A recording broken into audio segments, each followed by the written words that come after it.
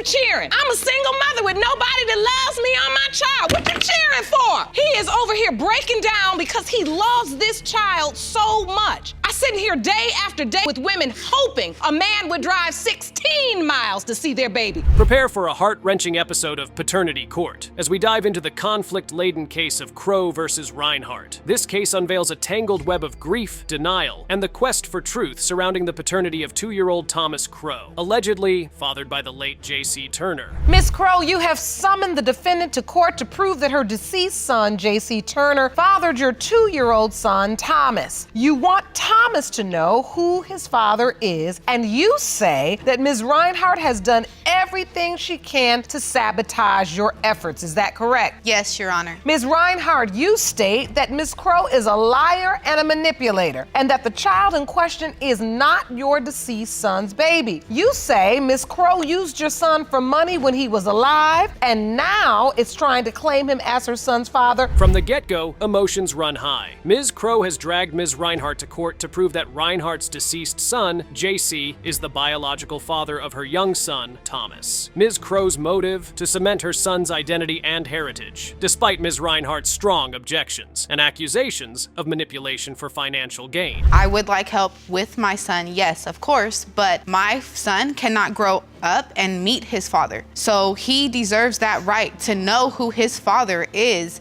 and to know who his family is. And to this point, he doesn't have any real knowledge of his father. You have not talked to him about his father, or have you? I have. You have? Actually, when my son was first born and he was, just a few months old, I would talk on the phone every day with Jay, and I would put him on speakerphone so his son could hear his voice. Okay. And so, Ms. Reinhardt, you don't believe your son is Ms. Crow's child's biological father? No. The air in the courtroom is thick with antagonism as Ms. Reinhardt labels Ms. Crow a liar, challenging the timing of her pregnancy and the paternity claim. She argues with conviction, backed by a mother's intuition, that Thomas cannot be her grandson, pointing out discrepancies in Ms. Crow's story and the absence of family resemblances that are strong in her lineage. Looking at that picture, I understand. my son and I had a very tight relationship, and Jay would tell me everything when nobody else was around. I knew my son inside and out, and I just don't, as a mother, as a grandmother,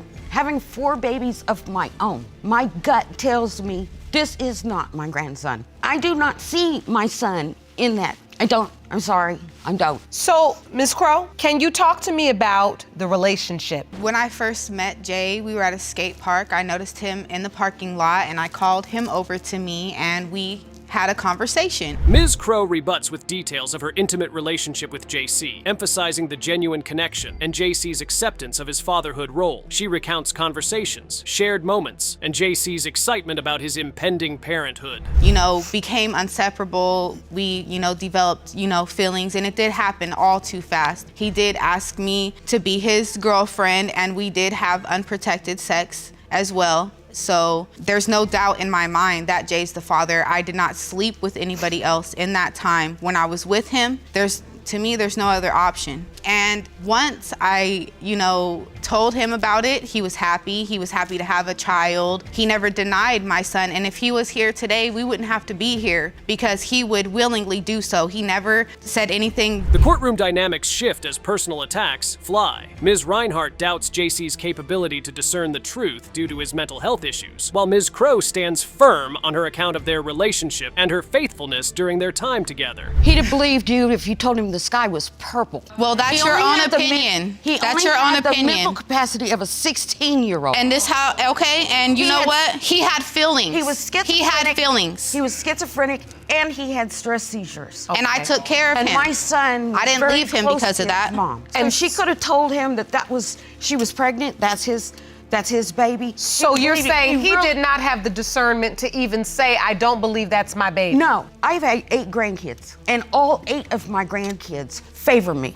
I've got a baby picture. If I take that baby picture, I could put it up against my daughter. As Ms. Crow discusses the physical and behavioral traits Thomas shares with JC, Ms. Reinhardt counters with genetic arguments about Ms. Crow's pregnancy claims. The dispute becomes about the emotional and psychological toll on both parties, highlighting a grandmother's denial, faced with a potential grandchild she's never met. I asked her if she took a pregnancy test, Your Honor. She told me no. I said, you didn't take a pregnancy test. How do you know you're pregnant? I know my body. I know Well, what first it of feels all, like. your hormone levels Feel have to build up to even pass a pregnancy test. Ooh, did you just learn this? No, I've been knew this. The truth will set you free. You know, maybe you'll learn if you actually tell the truth. Right, okay. And so you felt like she was being so descriptive that she was really already pregnant. Yes, ma'am. Yes, Your Honor. Like I said, I've had 4 kids. I have a bowed left leg. My daughter has a bowed left leg. JC was pigeon-toed from birth. As we reach the pivotal climax of this heart-wrenching episode, the courtroom pulses with anticipation. The battle lines have been drawn between Ms. Crow and Ms. Reinhardt, each entrenched in their conflicting stories of paternity and denial. What truths will the forthcoming DNA results unveil? The courtroom holds its breath, awaiting the resolution of this deep-seated conflict. Will the DNA test clear the fog of doubt that looms over this case? Is the late JC truly the father of young Thomas, or will a new twist emerge to stun all present in this gripping saga of lineage and legacy?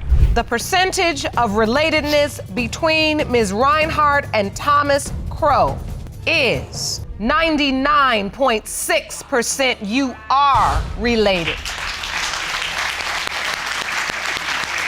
That is your grandchild. Ms. Reinhardt, you have never laid eyes on your grandchild. Ms. Nothing but Crow, picture. I have to ask you, would Not it my be pic- okay if you joined me in my chambers with Thomas so that Ms. Reinhardt could meet him, hold him for the first time? Yes, I would. In this episode of Paternity Court, truth and past resentments collide. Today's case features Miss Miller and Mr. Rasmussen in a heated dispute over the paternity of 3-year-old Zaylee Rasmussen, a story full of legal battles, long drives, and the quest for fatherhood. Ms. Miller, you're here to prove to your ex-boyfriend, Scotty Rasmussen, that he is not the father of your 3-year-old daughter, Zaylee Rasmussen. Yes, Your Honor. You claim you've been in an ongoing court battle over custody and have petitioned the court several times for a DNA test, all of which have been denied. Yes, Your Honor. Mr. Rasmussen, you claim the real reason Ms. Miller is denying you're Zaylee's father is because she hates you. Yes, Your Honor. You say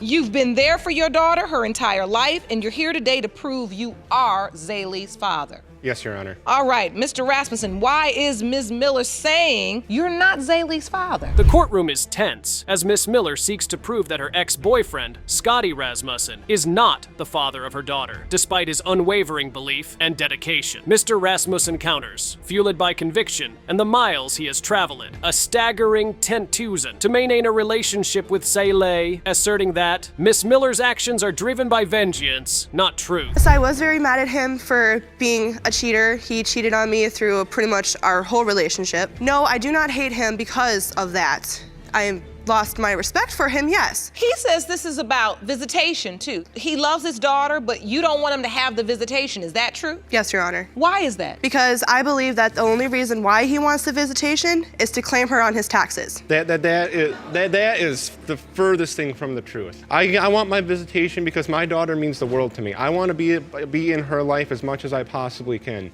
I mean, if he's driving 160 miles each way every other weekend, the money he would get in his taxes, he's spending in gas. As accusations fly, Mr. Rasmussen reveals his financial sacrifices, including child support and travel expenses, which he argues demonstrate his commitment far beyond any potential tax benefit. Miss Miller, however, stands firm in her belief that Mr. Rasmussen is not Zaylee's biological father, pointing to a timeline that places Mr. Rasmussen in another state at the time of conception. When she was conceived in March of 2011.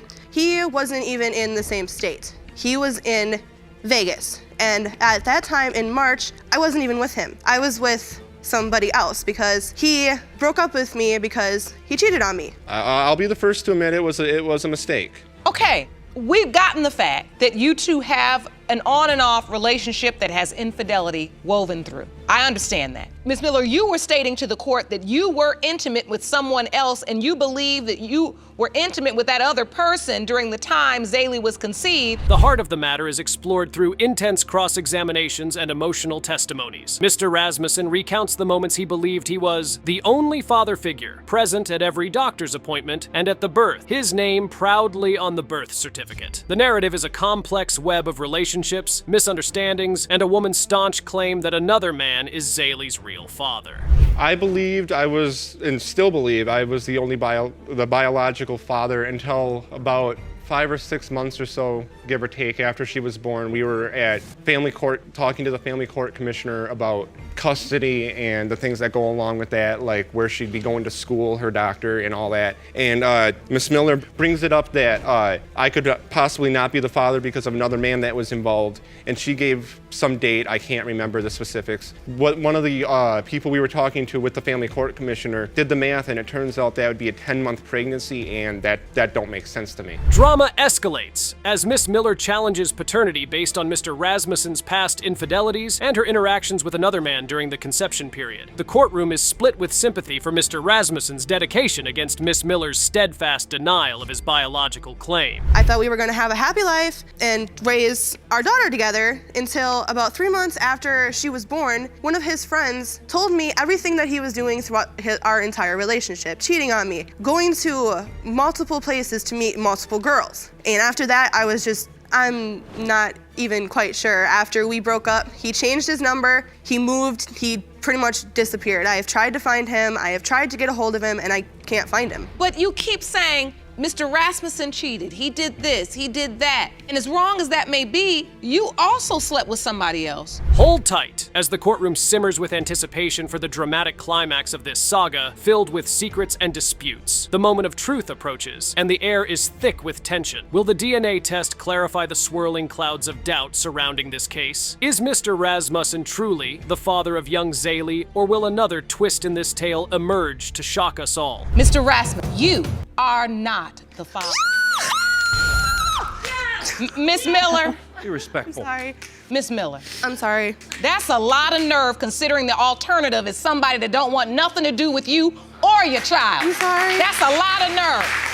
You just showed me where your priorities were right there. I'm sorry. Because I held out hope that you weren't just acting a fool because you so mad at him because he cheated on you that you would cheat your child out of a father. But that cheering you did, what you cheering? I'm a single mother with nobody that loves me or my child. What you cheering for? Brace yourselves for an enthralling session of paternity court, where emotions run deep and the stakes are personal and high. Today we delve into the case of Brown vs. Hampton, a story of separation, identity, and a father's quest to reconnect with his daughter. Turned upside down when you were contacted by a man whom you've never even heard of before, claiming to be your birth father. Now that man, Mr. Hampton, is waiting in our courtroom hallway, and he will join us in a moment. Now he claims he has evidence to prove he is in fact your biological father. Now, what happened when you were first contacted by Mr. Hampton? How did you even hear from him? Ms. Kayla Brown stands before the court, shaken by recent revelations. A man named Mr. Hampton, a stranger to Kayla, claims to be her biological father, a claim that throws her life into a whirlwind of confusion and searching questions. But I'll be more than willing to answer your questions that they may have, and I have pictures also. Talk to you later. As if you already knew. And so what were you thinking when you read that? Who are you? So you've never met this man?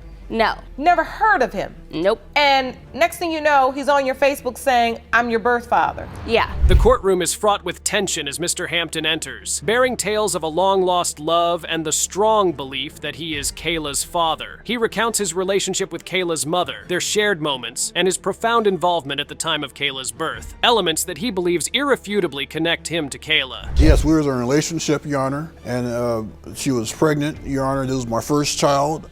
I'm the one that gave her name, Your Honor. I did everything that I... So you were participating in this pregnancy and in the birth? You know, I moved to to Alaska to be with her mother while she was pregnant. As evidence unfolds, with photographs and heartfelt testimonies, the emotional stakes skyrocket. Kayla faces the man who could be her father, wrestling with a flood of potential truths that could reshape her understanding of her past. Mr. Hampton presents a cherished picture, claiming it as a keystone in his 2-decade search for Kayla. Okay. I've kept this photo for years, Your Honor, because I knew someday that I would find her, Your Honor. And who's in this photo, Mr. Hampton? That's me, that's my daughter here, and that's her mother, Your Honor. So, Ms. Brown, what are you thinking as you see these photos? Hey, look at that baby. That could be you or you. It's just, there's nothing that distinguishingly says it's me. Yet doubt cast a long shadow over the courtroom. Kayla expresses skepticism, her bonds and beliefs hanging in the balance. The photos, the memories shared by Mr. Hampton, fail to stir familial recognition in Kayla, deepening the mystery and the heartache. In your statement to the court, you said you have a picture of her at 2 years old. How did you get that picture?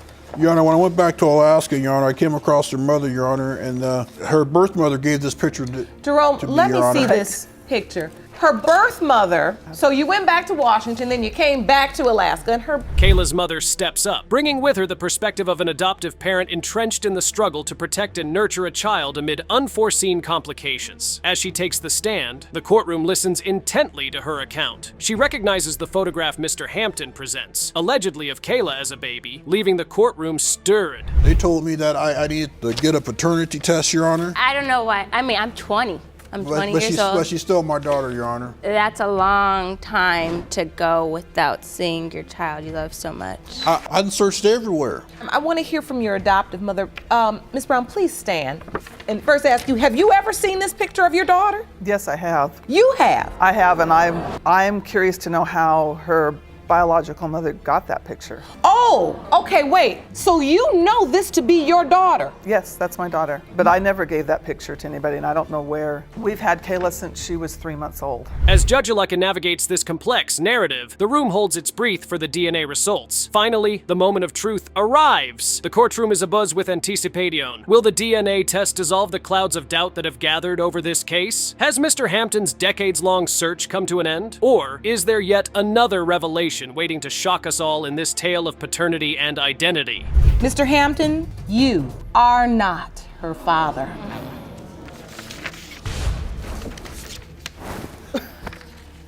That can't be right, Your Honor. But that is me in the picture. I don't know what's going on here, Your Honor. This is where paternity secrets destroy our lives and our perceptions and what we believe to be true, because it may, in fact, and it unfortunately obviously is true, that her biological mother was involved with someone else besides you during that time. I wanted to bring some closure to myself, Your Honor. This just had to be done, Your Honor. Over here, we have a case where the past collides with the present in the emotional case of Tucker versus Mosley. Today, the courtroom becomes a crucible for the truths of Miss Tucker, who seeks to confirm the paternity of her 1-year-old son, Keandre Tucker. Miss Tucker, Yes, Your Honor. you're here today for your son, 1-year-old Keandre Tucker. Yes, Your Honor. Now, you say you're unsure whether a man you've been in a sexual relationship with or the defendant's deceased son is his biological father. Yes, Your Honor. Now, Ms. Tucker, you're also suing Ms. Mosley for $3,800 in Social Security benefits. Yes, Your Honor. Now, Ms. Mosley, you tragically lost your son, Eric, a little over a year ago. Yes, I'm Your so Honor. sorry. And now you say you've barely had time to grieve, and Ms. Tucker is coming after you for money. Yes, Your Honor. Miss Tucker stands before the court, her uncertainty visible, torn between the memory of a man she claims to have been intimately involved with and the defendant's deceased son, whom she believes to be Keandre's real father. Complicating matters further, she is also suing Miss Mosley for $30,800 in Social Security benefits, claiming a financial tether to the legacy of the deceased. Please take me back to this relationship. Why is it you are so certain that Ms. Mosley's deceased son is your child's father? Well, from the time that me and Mr. Andrews was together, it wasn't on no relationship type. It was just that we was just messing around. When I met him, I did have a boyfriend, so you know what I'm saying, I was sleeping with 2 people at the same time, but it was more frequent with Mr. Andrews. And when I met him, I remember the exact date as if it was yesterday. I met him February the 6th. It was on my best friend's birthday. I actually have a calendar that I can actually show you too as well. Jerome, will you hand me this calendar, please? From February 6th all the way from the 14th through the whole month, I was having sex with Mr. Andrews more frequent than I was with the person I was with. As Miss Tucker recounts the dates and details of her relationship with Mr. Andrews, the alleged father, the courtroom listens intently. She presents a calendar, pinpointing the timeline of their encounters, aiming to map the conception of her child to their liaison. The precision of her memory clashes with the chaotic nature of her relationships, adding layers of complexity to the paternity puzzle. On March the 16th, I went and found out I was pregnant, 5 weeks, going on 6 weeks. So in blue is when you discovered you're pregnant. Yes, Your Honor. So the 6th is when you started being intimate with Mr. Andrews. Yes, Your Honor. And you're saying throughout that whole month, you were intimate with him. Yes, Your Honor. So you counted back, and in your estimation, it was when you were sleeping with Mr. Andrews. Yes. But you were sleeping with the other guy as well, without using protection? Yes, Your Honor. Miss Mosley, still mourning the loss of her son Eric, confronts these claims with both skepticism and sorrow. She challenges Miss Tucker's assertions, fortified by her belief in her son's transparency regarding his other children, and dismayed by the sudden financial claim against her during a time of personal grief. Your Honor, I'm here today for answers. I tragically lost my son, my best friend. I wear him on my heart every day, everywhere I go. And I just come to court today for answers. This must be very difficult. You know, you're trying to grieve, you're trying to work through life's tragedies, and then you also have to contend with this petition. It could be tough, and yet at the same time, if in fact little Keandre is your son's biological child, that would be a grandson for you as a part of your son's legacy. The tension escalates as Miss Tucker details the involvement of Mr. Andrews during her pregnancy, a narrative completely different from the silence Miss Mosley experienced on the matter. Claims of secret checkups and whispered confirmations paint a picture of a hidden side of Eric Andrews that Miss Mosley simply refuses to recognize. That's crazy for him to say that, because even during my pregnancy, like, he used to call my mama's phone and check on me, hey, is Cleo okay? Send me some ultrasound pictures, but I ignored him because I'm upset. And it wasn't nothing, reason why I feel like he probably didn't go back and tell his mom about it, because it wasn't no real relationship thing. It was just like, I stepped out on my boyfriend to be with Mr. Andrews. I made a mistake, that was true. But he did check on me. He actually wanted to be a part of it, but I was so upset with him that I just shut him out completely. Okay, so Ms. Mosley, you know, you and your son were very close. It just strikes me as strange that he would never mention this, and Miss Tucker is saying he was calling and checking on her, and you didn't hear a thing until the best friend said that to you. Finally, as the courtroom braces for the DNA result, the tension in the air can be sliced. Will the DNA test confirm Miss Tucker's claims and connect little Keandre to Miss Mosley's son, adding a new branch to Eric's legacy? Or will another twist in this complex tale of relationships, loss, and identity emerge to shock us all? That Mr. Andrew is the biological father.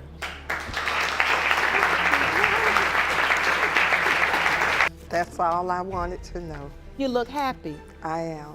I still have a piece of him. Now, Ms. Tucker, as it relates to your suit for $3,800 in Social Security benefits, it's something you'll have to go back to your home state and apply through the Social Security Administration. Do you understand? Yes, Your Honor. All right, but further, I am almost positive, looking at her face, that Ms. Mosley is definitely going to be there for you.